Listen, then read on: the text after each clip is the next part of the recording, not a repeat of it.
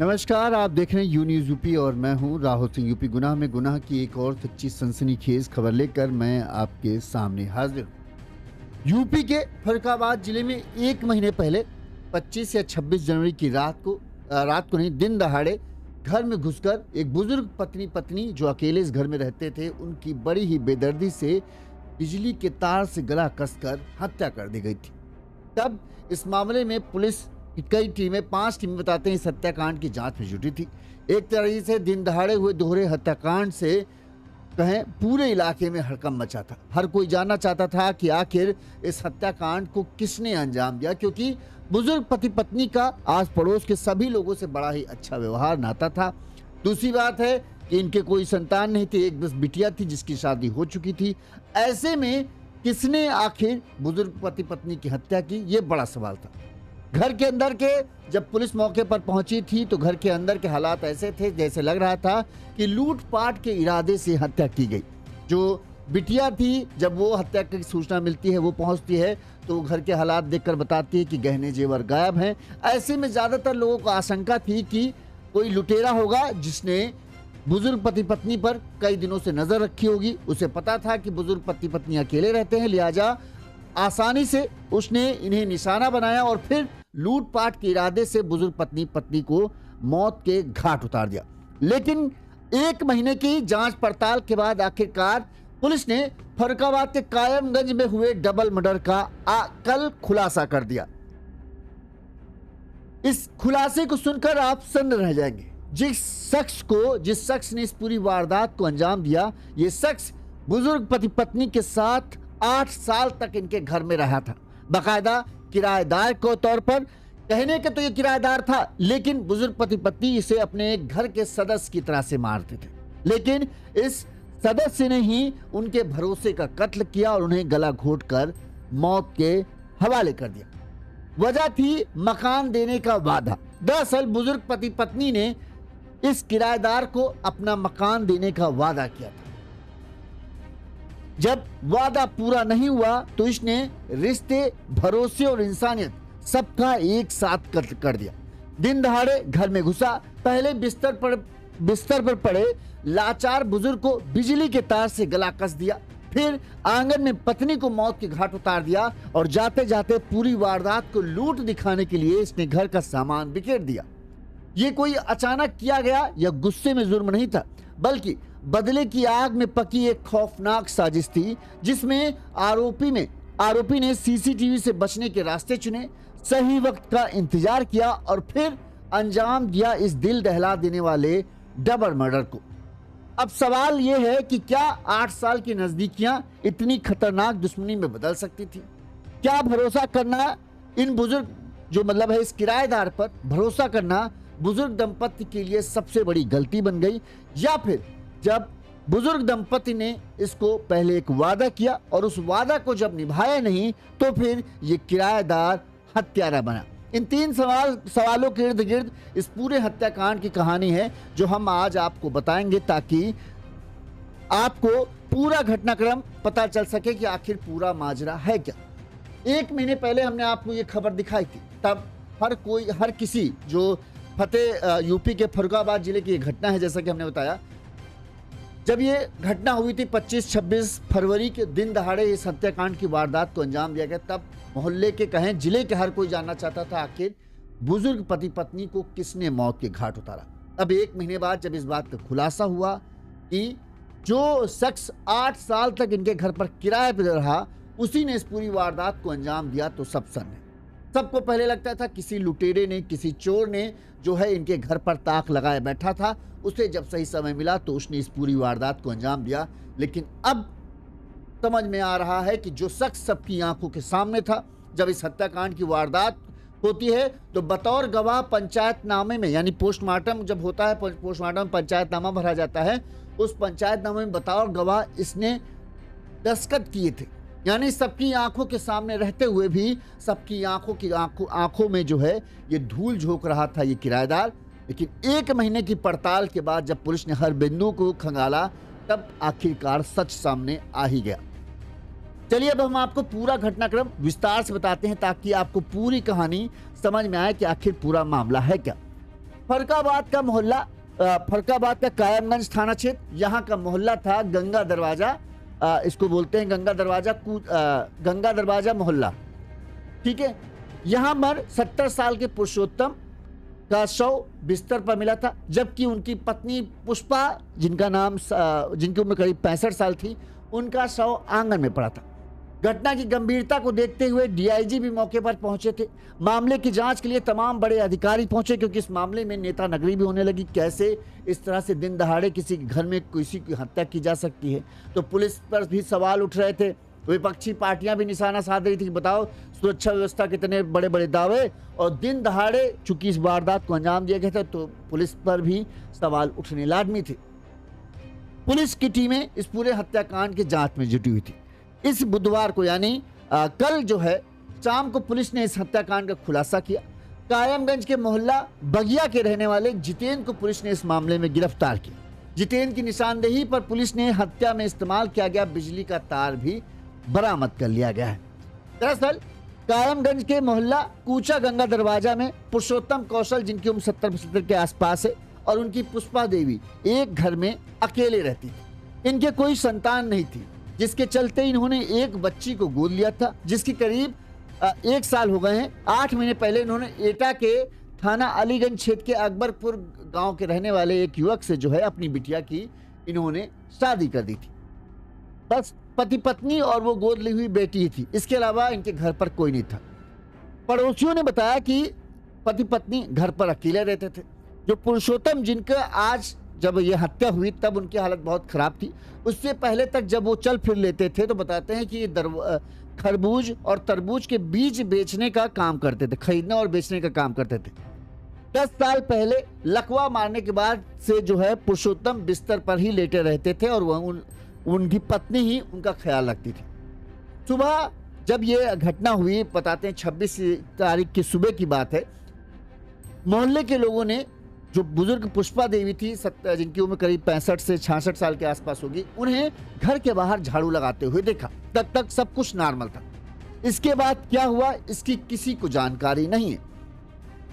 अब हत्या के बारे में कैसे सबको पता चला, हम आपको बता दें कि दोपहर करीब 2 बजे जो इनके घर दूध देने वाला आता था ब्रजेश, वो मोहल्ले के कई लोगों में दूध देता था। जब इनके घर पर 2 बजे वो दूध देने आया तो उसने देखा कि दरवाजा खुला हुआ है। इस पर वो आवाज लगाता है पुष्पा देवी को, चाची दादी जो समझ लो अम्मा कह के बुलाया, तो वहां से कोई जवाब नहीं आया, लेकिन दरवाजा खुला था। इस पर बताते हैं कि ब्रजेश जो है जब अंदर गया तो उसने देखा, जो दृश्य उसे दिखा उसे हैरान कर देने वाला था।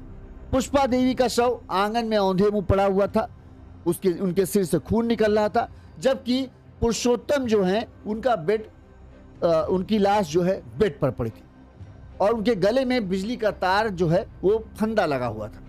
बेड के पास दीवार में बनी अलमारी खुली मिली, उसमें रखा हुआ सामान भी बिखरा हुआ था और दोनों अलमारियां जो आस पड़ोस थी वो भी खुली हुई थी।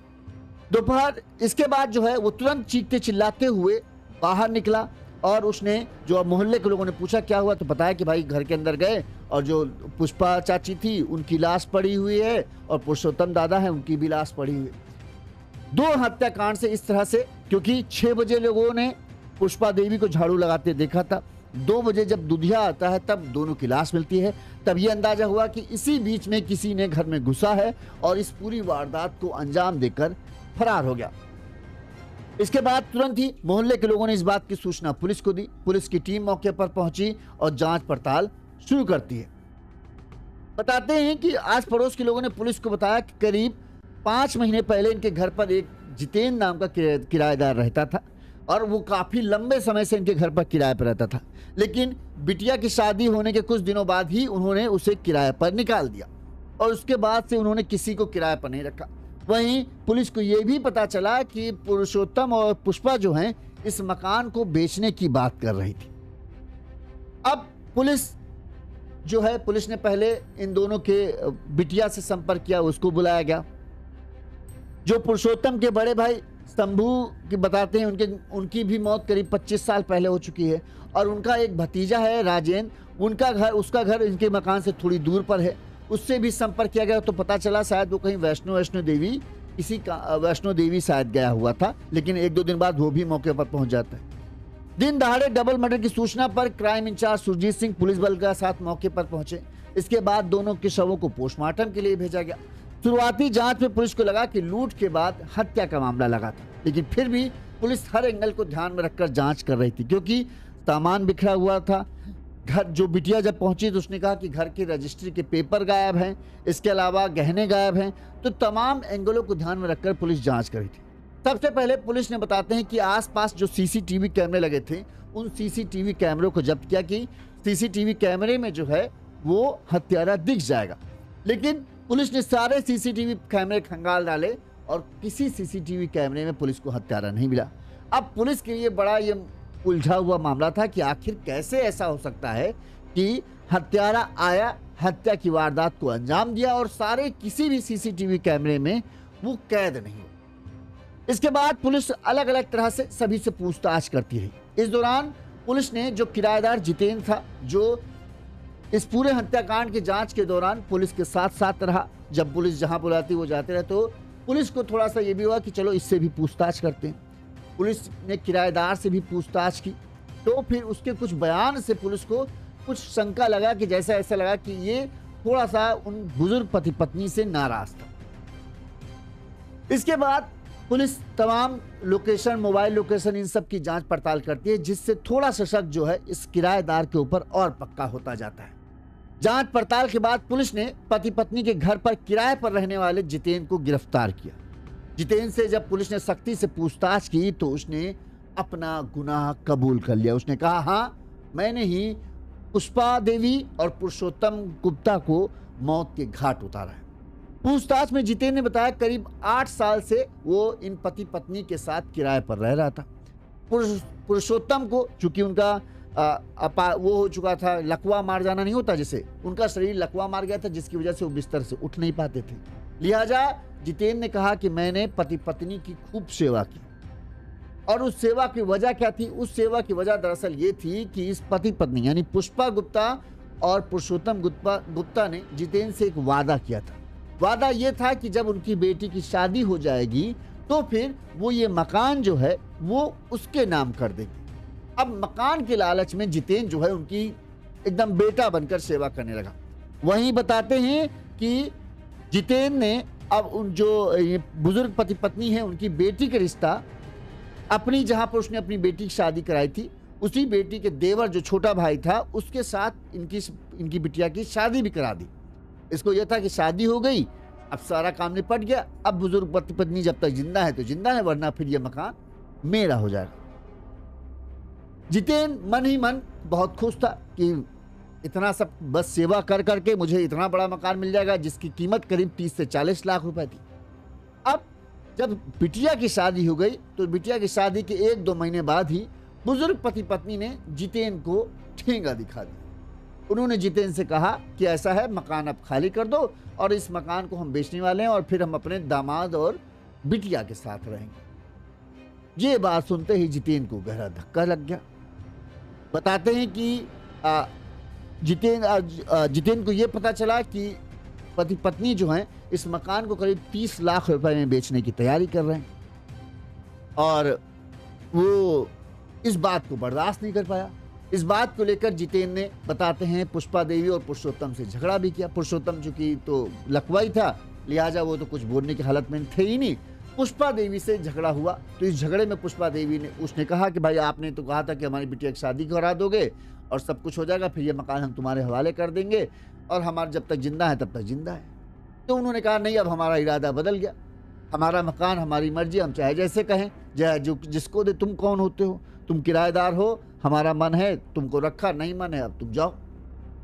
अब जितेंद्र भिड़ने की कोशिश तो करने लगा, लेकिन उनकी बात में तो दम था कि मकान तो उन्हीं का था। इस पर बताते हैं कि जब बहसा बहसी हुई तो पुष्पा देवी ने जो है जितेंद्र को एक जोरदार थप्पड़ जमा दिया। थप्पड़ जमाया और उसे धक्का दे दिया। उसके बाद कहा कि कल शाम तक मकान खाली हो जाए। जितेंद्र को ना चाहते हुए भी वो मकान खाली करना पड़ा।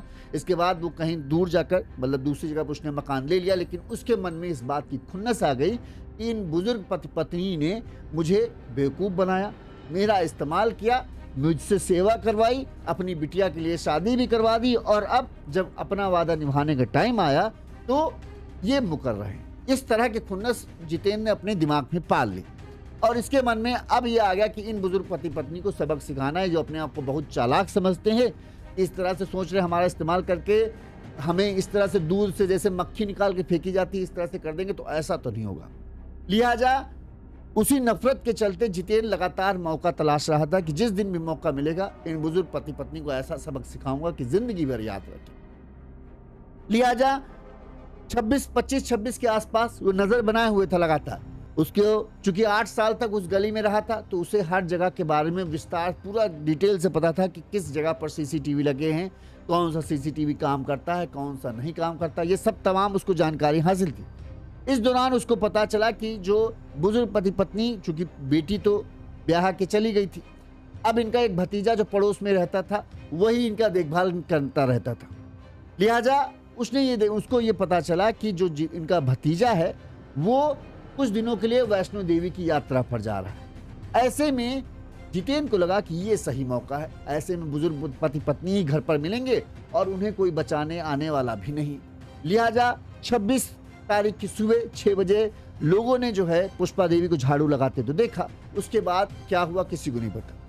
26 तारीख को ही बताते हैं कि चूंकि इसे गलियों को अच्छी तरीके से जानकारी थी, सब पता था कहाँ कैमरा है कहाँ नहीं कैमरा है, लिहाजा तभी सीसीटीवी कैमरों की नज़र से बचकर ये पीछे वाली कोई गली है उस गली से इनके घर में घुसता है।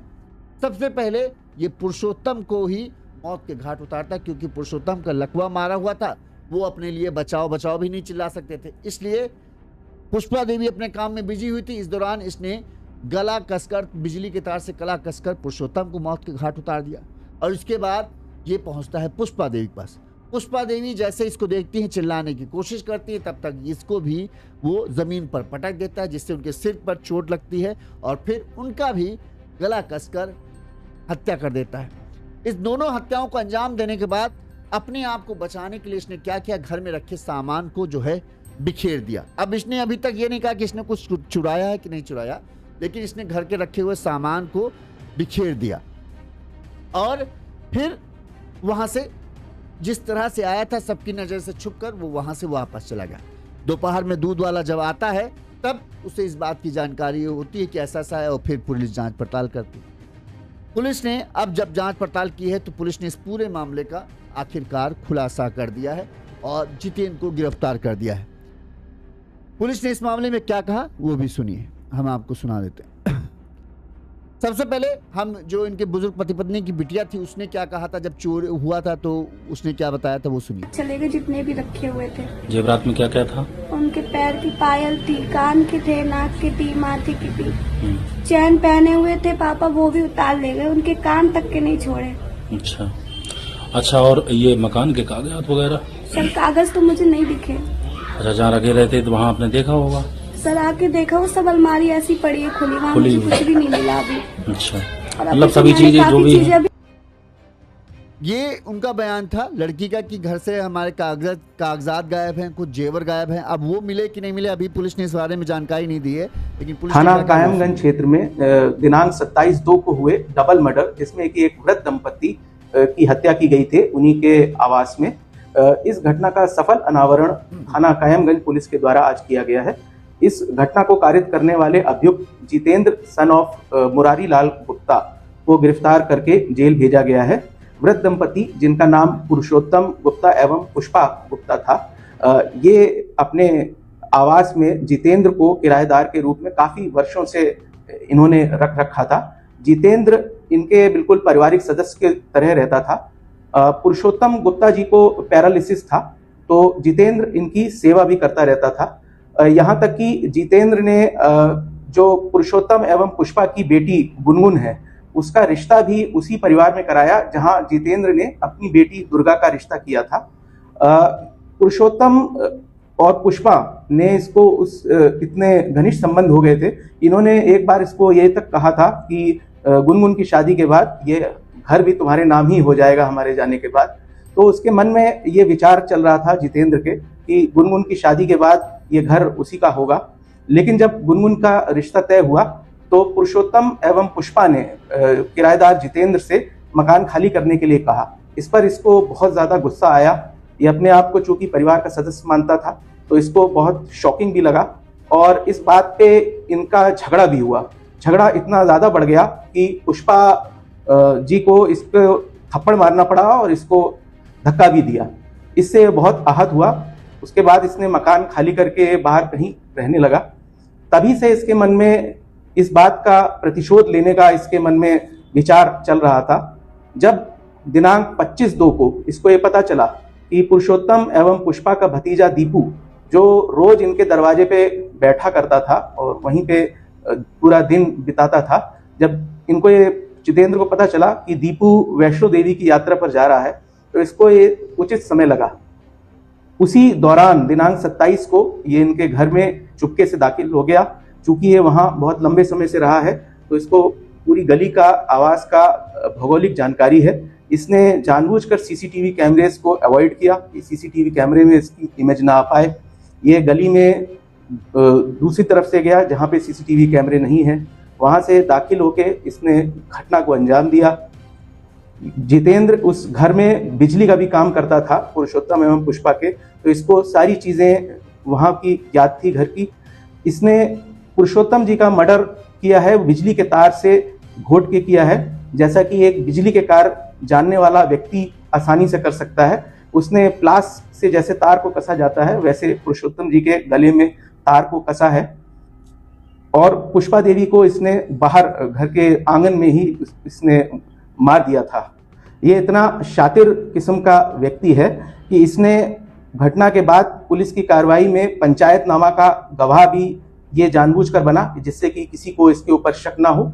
पूछताछ में इसने बताया कि घटना को अंजाम देने के बाद इसने अलमारी खोल के सामान इधर उधर बिखरा दिया, जिससे कि इस घटना का रूप ऐसा लगे कि कोई चोरी की नियत से या लूट की नियत से घर में दाखिल हुआ था। इसने वहां पर घटना स्थल इस तरीके से निर्मित किया। इसको गिरफ्तार करके जेल भेज दिया गया है। आगे की विधिक कार्रवाई की जा रही है। तो एक तरीके से इस पूरे केस में जो है सबसे बड़ी बात थी विश्वास और धोखे वाली कहानी। किराएदार जितेंद्र जो 8 साल से रह रहा था, एक तो उसको ये कभी गलत फहमी पालनी ही नहीं चाहिए कि भला बुजुर्ग पति पत्नी, तुम्हारा उससे खून का रिश्ता नहीं है, वो तुम्हारे हवाले क्यों मकान करेंगे, वो भी इतना महंगा जिसकी कीमत 30 से 40 लाख रुपए हो। ये गलत फहमी पालना ही नहीं चाहिए था। जाहिर सी बात है, उनकी बिटिया गोद ली हुई थी, उसको देंगे, उसके दामाद को देंगे, नहीं उनको देंगे तो उनका एक भतीजा था, उसे दे सकते थे। अब कोई भी संपत्ति है, कोई 100-200 रुपए की बात तो है नहीं कि तुमको उठा कर दे दिया। लाखों का मकान है तो भला वो अपने ही सगे संबंधी को किसी देंगे, भले ही चाहे जितनी उनसे नाराजगी हो। तुम सेवा कर रहे थे, उस लालच में कर रहे थे कि हमें मकान दे देंगे, तो वाकई में तुम बेवकूफ़ थे। तुमको जो ठीक लग सकता था तुमने करना चाहिए था। ये तो नहीं सोचना चाहिए था कि बुजुर्ग पति पत्नी तुम्हें मकान देंगे। इतना भी ऐसा अपने यहाँ, ये विदेश नहीं है जहाँ पर इस चीज़ को लेकर हो जाए कि हाँ ये हमारी सेवा किया है, चलो। तो सेवा भी तुम मतलब से ही तो कर रहे थे, ठीक। उनको ज़रूरत थी, तुमने किया। वो भी किराएदार रहते होगे तो तुमको भी बड़े सहूलियत से वो भी रखती होंगी कि हाँ भाई ठीक, किराएदार से ज़्यादा तुमको मानती हो। लेकिन इतना थोड़ी कोई मान लेगा कि तुमको ये वहम हो जाए कि ये तुमको मकान दे दे। उन्होंने बाई चांस किसी दौर में उसमें कह दिया होगा कि भाई हम तुमको मकान दे देंगे, तो तुम उस लालच में आके अंधे हो गए, ठीक। अरे भाई उनका मकान है तो अपनी बिटिया को ही देंगे। बिटिया दामाद जब है, कोई ना होता तो दूसरी बात है, जब कोई जिंदा है, उनके परिवार के लोग हैं, तो वो अपने परिवार को ही तो देंगे ना, तुम्हें थोड़ी दे देंगे। जितेंद्र को ये बात बहुत बुरी लगी। उसको लगा कि उन्होंने वादा किया था और वादा तोड़ दिया। उन्होंने एक तरीके से कहें, जितेंद्र को इस बात का लगा कि ये बूढ़े बुजुर्ग जो हैं, 60-65 साल की एक महिला, एक 70-75 साल के एक बुजुर्ग ने हमें बेवकूफ़ बना दिया। शायद जितेंद्र को ये बात खटक गई। उन्होंने इसे मकान का लालच दिया, इसके बदले में उससे खूब सेवा पानी करवाई, और जब अपनी बिटिया की शादी भी इसने करवाई, अपनी बिटिया की जहाँ देवर थी वहाँ शादी करा दी। इसको लगा कि हमने देखो इनका कितना ख्याल रखा, तो इसके बदले में हमें इनाम स्वरूप ये 30-40 का मकान, 30-40 लाख रुपए वाला मकान जो हमें दे देंगे। उन्होंने वादा भी किया था, और उन्होंने वादा इसलिए किया था क्योंकि बुढ़ापे में उन्हें सहारे की ज़रूरत थी। भाई एक पति जो है लकवाग्रस्त है, एक बुजुर्ग महिला है, तो कहाँ तक वो काम करेगी। तो इसको उन्होंने एक चारे की तरह इस्तेमाल किया। और ये बात इसको जब समझ में आई, जब उन्होंने कहा कि भैया ऐसा किराया कमरा खाली कर दो, तो इसको लगा ये तो हमको कम मकान देने की बात कर रहे थे, अब ये हमें तो निकाल ही रहे हैं, किराएदार तो छोड़ दो, अब ये हमें कह रहे हैं यहाँ रहो नहीं। जब इनका सारा काम निपट गया, बिटिया की शादी करा दी और सब कुछ हो गया, तब हमसे कह रहे हैं कि निकल जाओ। तो इससे लगा कि बताओ, एक बुजुर्ग पति पत्नी है जो 70-75 साल की, इन्होंने हमारा इतना बड़ा बेवकूफ़ बनाया, इतना बड़ा हमारा उल्लू बना दिया, और हम उनके बातों में आ भी गए और हम इनके साथ काम करते भी रहे, इनकी सेवा भी करते रहे। तो ये बात का झटका जितेंद्र को बहुत लगा। इसी बात से वो खुन्नस में था, और ये खुन्नस इस तरह से रूप ले लेगी किसी ने सोचा नहीं। लेकिन जितेंद्र को ये था ही कि हाँ, अब इन्होंने मुझे इतना बड़ा झटका दिया, तो अब मैं इनको नहीं छोड़ूंगा, इनको सबक सिखा कर रहूँगा। इसी तलाश में वो जुटा हुआ था कि कैसे किसी दिन कोई मौका मिले ताकि हम इनको सबक सिखाएं। और आखिरकार उसे तब मौका मिला जब उसे ये पता चला कि भतीजा जो है वैष्णो देवी की यात्रा पर जा रहा है। ऐसे में बुजुर्ग पति पत्नी ही घर पर मिलेंगे और उन्हें कोई देखने वाला हाल फिलहाल में तो आने वाला नहीं, क्योंकि जो बुजुर्ग की जो बिटिया है उसकी शादी हुई, वो ससुराल में है। भतीजा जो अक्सर इनकी देखभाल करने के लिए आता जाता था वो भी नहीं आएगा, तो इनको आसानी से ठिकाने लगाया जा सकता। रास्ते के बारे में इसको अच्छी तरह से पता था, किस रास्ते में सीसीटीवी है, किस रास्ते में सीसीटीवी नहीं। लिहाजा ये उस रास्ते से जो है उनके घर में दाखिल हुआ जहां से सीसीटीवी कैमरे की नज़र में ये नहीं आएगा। बड़ी ही सफाई से इसने बुजुर्ग पति पत्नी की हत्या की और फिर वहां से निकल गया। इसके बाद बताते हैं कि जब हत्याकांड की खबर फैली कि हाँ, एक बुजुर्ग पति पत्नी की हत्या हो गई, तो ये वहां पर भी पहुंचा। पुलिस के सामने रहा कि हाँ, मैं ही 5 महीने पहले तक इनके साथ किराए के तौर पर किराएदार के यहाँ रहता था, और हमने ही इनकी बिटिया की शादी भी, सिंपैथी भी दिखाई कि हमने अपनी बिटिया की शादी, जहाँ हमारी बेटी की शादी हुई, उसी बेटी के देवर के साथ इनकी बिटिया की शादी भी कराई थी। तो साथ पुलिस के रहा, पुलिस की आंखों के सामने रहा, और तब से पुलिस 1 महीना लग गए इस हत्यारे को तलाशने में, जो शुरू से जिस दिन हत्या हुई उस हत्याकांड के दिन से ही इनकी आंखों के सामने मौजूद था। लेकिन पुलिस नहीं ढूंढ पाई क्योंकि सबूत नहीं थे। धीरे धीरे जब चीजें पुलिस ने खंगालना शुरू की, जांच पड़ताल शुरू की, मोहल्ले के लोगों से, हर एक शख्स से बातचीत की जो भी इस बारे में जानकारी दे सकता था, वहां से पुलिस को पता चला कि हाँ, किराएदार और मकान मालिक के बीच में एक बार झगड़ा हुआ था, और झगड़ा भी तेज तर्रार हुआ था। इसके बाद इसको तुरंत किराएदार से निकाल लिया गया। इसके बाद जो है पुलिस को थोड़ा सा शक इसके ऊपर गया कि आखिर किराएदार मकान मालिक के बीच में क्या झगड़ा, जबकि मकान मालिक बुजुर्ग पति पत्नी थे, ये भी सिर्फ अकेले ही रहता था, तो झगड़े की वजह क्या हो सकती। बातचीत में लोगों से ही पता चला झगड़े की वजह मकान ही था, और इस मकान को बेचने के हाल फिलहाल बातचीत भी चल रही थी। तो पुलिस को यही लग रहा था कि हो ना हो इस पूरे हत्याकांड के पीछे कहीं ना कहीं मकान है, और सच भी यही निकला। इस मकान के लिए ही किराएदार ने बुजुर्ग पति पत्नी की हत्या कर दी। उसका कहना था कि जो उसे नहीं मिल पाया अब वो किसी और को भी नहीं लेने देगा। अब जो बिटिया ने आरोप लगाया कि माँ के गहने थे, माँ के जेवर हैं, ये सब गायब हैं, अब पता नहीं इसने लिए हैं कि नहीं लिए हैं, वो पुलिस की जांच में आएगा। लेकिन अभी तक पुलिस जांच ने इस बात का नहीं है। उसका कहना है कि जितेंद्र ने जो घर का सामान था वो सब बिखरा दिया था। उसकी वजह ये थी कि वो दिखाना चाहता था कि घर में लुटेरे घुसे हैं, और लुटेरों ने इस पूरी वारदात को अंजाम दिया। और सच में ये निकला कि जो आदमी 8 साल तक उनके साथ साए की तरह रहा, उसी ने इस पूरी वारदात को अंजाम दिया। इस खबर पर आपकी क्या राय, हमें कमेंट करके जरूर बताइएगा। साथ ही अगर आपको हमारी खबर अच्छी लगती है, आपको लगता है हम सही तरीके से खबरें दिखा रहे हैं, तो आप हमें आर्थिक तौर पर सहयोग कर सकते हैं, जैसा कि हमारे इन दर्शकों ने हमें मदद की है। इसमें है मुन्नी लाल मुंडा जी हैं, इन्होंने हमें 100 रुपये दिए हैं, राजकुमार जी ने हमें 100 रुपये दिए हैं, और कृष्णपाल यादव जी ने हमें 200 रुपये की आर्थिक मदद की है। हम इन सभी के आभारी हैं। इसी तरह से आप अपना हमें सहयोग देते रहें। हमारा फ़ोन पे नंबर स्क्रीन पर फ्लैश हो रहा है, इस नंबर पर आप भी हमें मदद कर सकते हैं अगर आपको अच्छा लगे। देखते रहिए यूनिज़ यूपी।